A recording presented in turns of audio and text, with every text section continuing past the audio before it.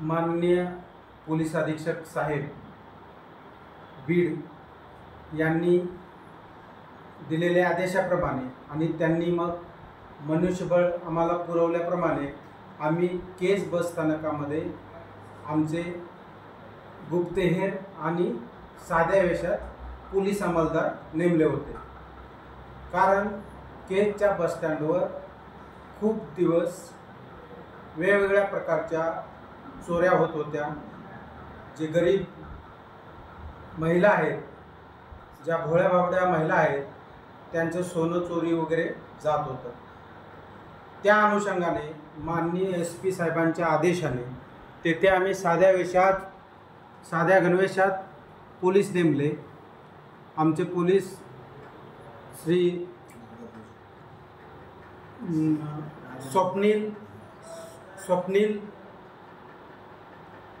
आणि नागरगोजे हे साध्या वेशात होते आणि पाशाबाई म्हणून ते पण साध्या वेशात होते आणि इतर आम्ही 2-3 गुप्तहेर नेमले होते। या सर्वांच्या असं निदर्शनास आलेलं आहे की केज बस स्थानकात चोरी होत आहे आणि त्यानुसार त्यांनी गुप्त पाळत ठेवली होती। परंतु आज रोजी अचानक आम्हाला आमच्या जे अंमलदार नेमले होते त्यांना अचानक आरडाओरड झाल्याचा आवाज ऐकू आला, म्हणून ते बस स्थानकाच्या कोपऱ्यात गेले असता त्यांना एक इसम त्यांना सांगत होता की या दोघा इसमांनी मला चाकू लावून माझ्याकडून 2000 रुपये काढून घेतले आहेत। म्हणून त्या इसमांना पळत जात असताना आमच्या अंमलदारांनी आणि पब्लिकच्या मदतीनं ताब्यात घेतलं। तर त्या अंमलदारांना त्यांच्या नाव विचारलं असता त्यांनी पहिल्यांदा नाव गाव सांगण्यास नकार दिला, परंतु पोलिसांनी त्यांना विश्वासात घेऊन नाव पत्ता विचारला असता त्याच्यातील एक आरोपी आहे अंबादास साळोकर, हा बुलढाण्याचा रहिवासी आहे, आणि दुसरा आरोपी आहे अनवर दस्तगीर सय्यद, हा आहे परळीचा राहणारा, आणि तिसरा आरोपी तिथं हमाली करतो तो हमीद शेख धारूरचा रहिवासी आहे। या 3 आरोपींनी मिळून त्या जो आमच्याकडं ज्याच्या खिशातून 2000 रुपये काढून घेतले तो अमरजीत धपाटे याच्याकडून पैसे काढून घेतले होते। तर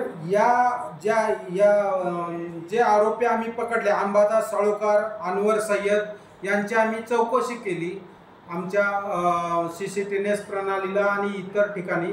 तर त्याच्यातून असं निष्पन्न झालं की अंबादास साळोकर याच्यावर चोरीचे एक 10 गुन्हे आहेत यापूर्वी, आणि तो वेगवेगळ्या जिल्ह्यात चोरी करण्याच्या सवयीचा आहे।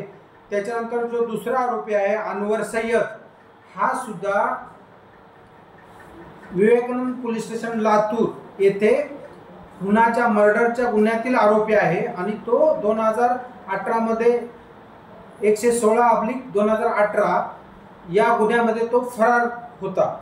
आणि त्याच्यानुसार त्या विवेकानंद पोलीस स्टेशनचे PI आनंद पाटील यांच्याशी संपर्क करून त्याची शहानिशा केली, आणि मग आम्ही त्या 3 आरोपींना ताब्यात घेऊन पोलीस स्टेशनला आणले आणि अमरजीत सिंग धपाटे याला लुटल्याबद्दल, चाकू लावून त्याची लूट केल्याबद्दल 392 प्रमाणे गुन्हा दाखल केलेला आहे।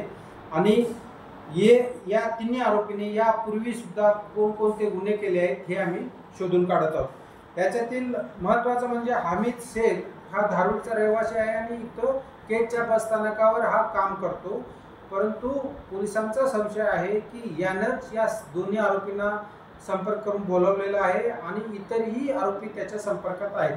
पोलीस पुढील तपास करत आहेत।